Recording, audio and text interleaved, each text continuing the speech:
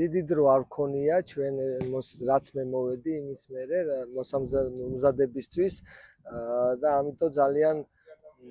ყველანაირად ვცდილობთ რომ ეს მოკლე დრო ძალიან პროდუქტიულად გამოვიყენოთ და მე ვთვლი რომ ხვალინდელი თამაშისთვის მეტად უფრო მომზადებულები ვიქნებით როგორც მენტალურად როგორც ტაქტიკურად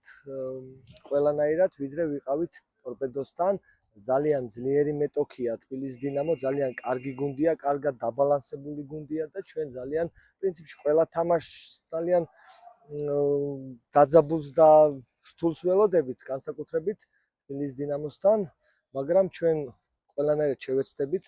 ჩვენთვის სასიკეთოდ დავასრულოთ მატჩი. ჩემი აზრით დინამო ძალიან კარგი გუნდია, ამიტომაც ძალიან კარგად ვემზადებით. ტორპედოს მერე არ ქონია დიდი პაუზა, ამიტომაც მაინც ნაყოფიერად გამოვიყენეთ და ახალი მცველი და ახალი მიზნები გვაქვს, ბევრად უფრო დიდი და ჩემი აზრით ხვალ დღესაც ბიჭებმა ყველაფერი გავაკეთეთ იმის რომ ხვალინდელ თამაშამდე მივიდეთ მომზადებული და მოგებას ვაპირებთ სხვა არაფერს ხვალ.